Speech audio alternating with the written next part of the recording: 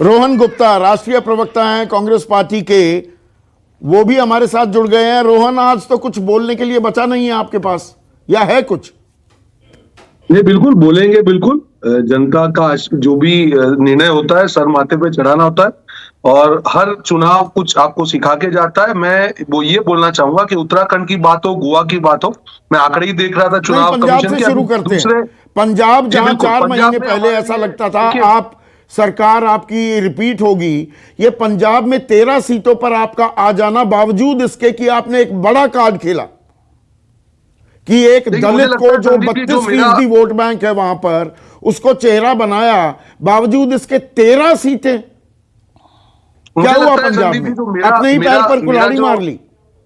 मुझे लगता है, मेरा व्यक्तिगत आंकलन है कि शायद हमने ये निर्णय लेने में थोड़ी देरी कर दी। जिस प्रकार से पंजाब से रुझान आ रहे थे, कोरोना काल की बात हो या उसके बाद, कहीं ना कहीं बहुत ज्यादा असंतोष था उस मुख्यमंत्री और सरकार के खिलाफ। कांग्रेस पार्टी में एमएलए को सुना, कांग्रेस पार्टी ने सबको सुनकर एक निर्णय किया, पर मुझे व्यक्तिगत तौर से लगता है कि वो निर्णय करने में काफी देरी हो गई। तो मतलब मुख्यमंत्री बदलने में देरी हो गई। जो ये अपना अध्यक्ष बनाए रखा नवजोत सिंह सिद्धू को, नवजोत सिंह सिद्धू ने सारी पीछी बिगाड़ दी क्या आपकी? अब ये कहना गलत होगा क्या?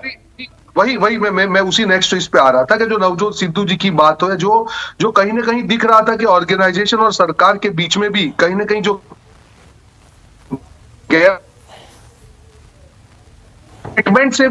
स्टेटमेंट से भी मुझे लगता है कि काफी हमको यहाँ पे लॉस हुआ है।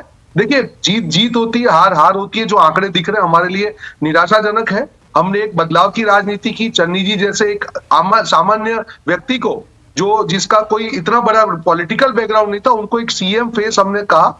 और कई राजनीति में होता है कि टोकनिज्म की जगह नहीं रह गई है आज की राजनीति में। क्या ये सबक है कांग्रेस के लिए?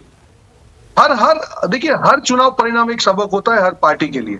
और जिस प्रकार से हमने इस बार इंप्रूवमेंट किया, संदीप जी, होता था कि चुनाव जब होते थे टिकट हमारी लास्ट दिन डिक्लेयर होती थी। पहली बार हुआ कि कम से कम 3 से 4 महीने पहले हम लोग हमारा कैंडिडेट चयन की बात हो।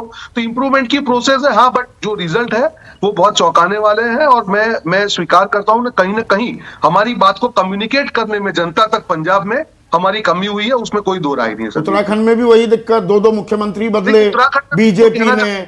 ये आपकी ये जो कांग्रेस की अंदरूनी कलह है, जिसे आप प्रजातंत्र का जामा तो पहना देते हैं कि इंटरनल डेमोक्रेसी इतनी है।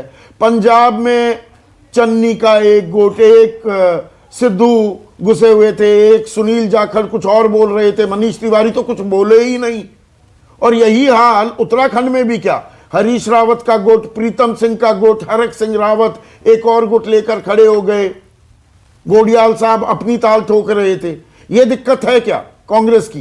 देखिए जी, उत्तराखंड की हम बात करें, अभी तीसरे राउंड का काउंटिंग चल रहा है। अभी it will be too early. Total 20 round है। तो उत्तराखंड में अभी भी मैं आशावादी हूं कि वहां पे 100% सीटों का अंतर है।